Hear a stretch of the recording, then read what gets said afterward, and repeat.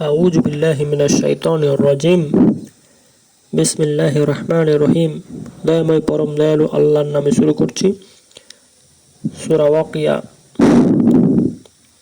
ইজা ওয়াকাআতিল ওয়াকিয়া, যখন কিয়ামত সংঘটিত হবে। শুধু বাংলা অনুবাদ পড়া হবে। তখন এর সংগঠন অস্বীকার করার কেউ থাকবে না। এটা কাউকেও করবে নিচ, কাউকেও করবে সমুন্নত। তখন প্রবল কম্পনে পৃথিবী প্রকম্পিত হবে এবং পর্বতমালা চূর্ণ বিচূর্ণ হয়ে যাবে। তখন ওটা উৎক্ষিপ্ত ধূলিকণায় পরিণত হবে এবং তোমরা 3 শ্রেণীতে বিভক্ত হবে। ডান হাতের দল, যারা ডান হাতে আমলনামা প্রাপ্ত, কত ভাগ্যবান ডান হাতের দল,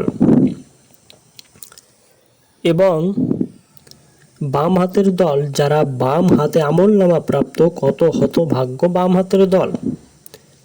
আর অগ্রবর্তীগণই তো অগ্রবর্তী, তারাই নৈকট্য প্রাপ্ত।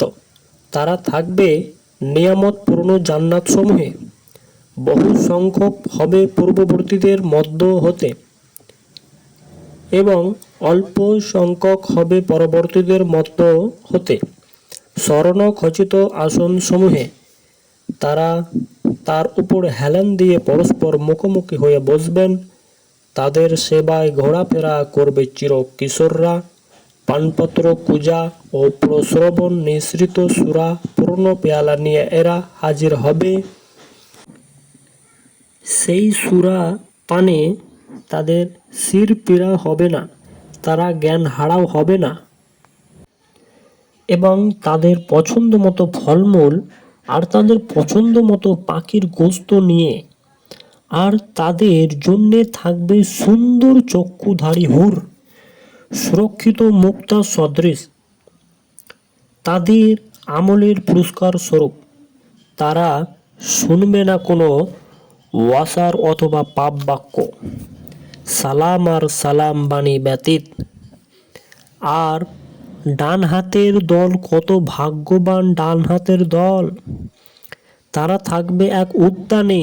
সেখানে আছে কাঁটাবিহীন বড়ই গাছ, বরের গাছ, কাঁদি ভরা কলা গাছ, সম্প্রসারিত ছায়া, সদা প্রবাহমান পানি ও প্রচুর ফলমূল, যা শেষ হবে না ও যা নিষিদ্ধ হবে না। আর সমুচ্চ শয্যাসমূহ, তাদেরকে আমি সৃষ্টি করেছি নতুন রূপে। তাদেরকে করেছি কুমারী, সোহাগিনী ও সমবয়স্কা। এসব ডান হাতের লোকদের জন্যে। তাদের অনেকে হবে পূর্ববর্তীদের মধ্য হতে এবং অনেকে হবে পরবর্তীদের মধ্য হতে। আর বাম হাতের দল, কত হতভাগা বাম হাতের দল, তারা থাকবে লু হাওয়ার প্রবাহ ও উত্তপ্ত পানিতে, কালো ধোঁয়ার ছায়ায়, যা শীতলও নয় আরামদায়কও নয়। ইতিপূর্বে তারা তো মগ্ন ছিল ভোগ বিলাসে এবং তারা অবিরাম লিপ্ত ছিল ঘোরতর পাপকর্মে। তারা বলতো, আমরা মরে গিয়ে মাটিতে মিশে যাব আর হাড়গুলো পড়ে থাকবে, তবুও কি পুনর্বার উত্থিত হব? এবং আমাদের পূর্বপুরুষগণ বলো, অবশ্যই পূর্ববর্তীগণ এবং পরবর্তীগণ সকলকে একত্রিত করা হবে এক নির্ধারিত দিনের নির্ধারিত সময়ে। অতঃপর হে বিভ্রান্ত মিথ্যা প্রতিপন্নকারীরা, তোমরা অবশ্যই জাক্কুম বৃক্ষ হতে আহার করবে এবং ওটা দ্বারা তোমরা উদর পূর্ণ করবে। তারপর তোমরা পান করবে ফুটন্ত টকবকে পানি, পান করবে তৃষ্ণান্ত উটের ন্যায়। কিয়ামতের দিন এটাই হবে তাদের আপ্যায়ন। আমি তোমাদেরকে সৃষ্টি করেছি, তবে কেন তোমরা বিশ্বাস করছো না? তোমরা কি ভেবে দেখেছ তোমাদের বীর্যবাদ সম্বন্ধে? ওটা কি তোমরা সৃষ্টি করো, না আমি সৃষ্টি করি?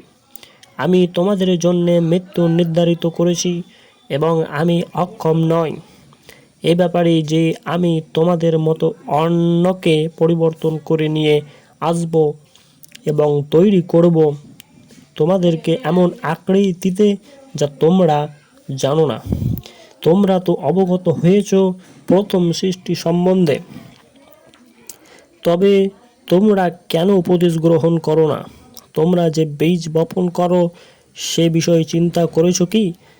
তোমরা কি ওকে অঙ্কুরিত করো না আমি অঙ্কুরিত করি?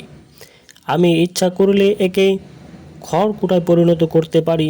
তখন তোমরা হতবুদ্ধি হয়ে পড়বে, বলবে আমাদের তো বরবাদ হয়েছে, বরং আমরা বঞ্চিত। তোমরা যে পানি পান করো সে বিষয়ে তোমরা চিন্তা করেছ কি?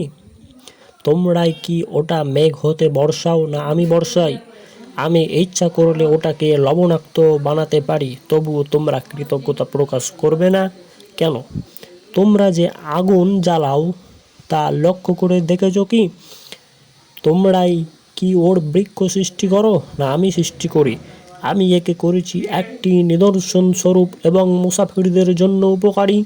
সুতরাং তুমি তোমার মহান প্রতিপালকের নামের পবিত্রতা ও মহিমা ঘোষণা করো। আমি শপথ করছি নক্ষত্ররাজির অস্তাচলের, অবশ্যই এটা এক মহা শপথ যদি তোমরা জানতে। নিশ্চয়ই এটা সম্মানিত কুরআন, যা আছে সুরক্ষিত কিতাবে, পবিত্রতা ব্যতীত অন্য কেউ তা স্পর্শ করে না। এটা জগৎসমূহের প্রতিপালকের নিকট হতে অবতীর্ণ। তবু কি তোমরা এই হাদিসকে কুরআনকে তুচ্ছ গণ্য করবে এবং তোমরা মিথ্যা রবকেই তোমাদের উপজীব্য করে নিয়েছ? তবে কেন নয়, প্রাণ যখন কষ্টাগত হয় এবং তখন তোমরা তাকিয়ে দেখো, আর আমি তোমাদের অপেক্ষা জানার দিক দিয়ে তার নিকটতর, কিন্তু তোমরা দেখতে পাও না। তবে কেন নয়, যদি তোমরা প্রতিদান প্রাপ্ত না হও তবে তোমরা ওটা ফিরাও না কেন? যদি তোমরা সত্যবাদী হও, যদি সে নৈকট্যপ্রাপ্তদের একজন হয়, তার জন্যে রয়েছে আরাম, উত্তম রিজিক ও নিয়ামতময় জান্নাত। আর যদি সে ডান হাতের একজন হয়, তাকে বলা হবে, হে ডান হাতওয়ালা, তোমার জন্য নিরাপত্তা। কিন্তু সে যদি মিথ্যা প্রতিপন্নকারী ও বিভ্রান্তদের অন্যতম হয়, তবে রয়েছে আপ্যায়ন টগবগে ফুটন্ত পানির দ্বারা এবং দহন জাহান্নামের। নিশ্চয়ই এটা চূড়ান্ত সত্য। অতএব তুমি তোমার মহান প্রতিপালকের নামের পবিত্রতা ও মহিমা ঘোষণা করো। এটা পুরোটা আমি আপনাদের সূরা ওয়াকিয়ার ৯৬টা আয়াত বর্ণনা এবং অনুবাদ আপনাদেরকে করে শোনালাম।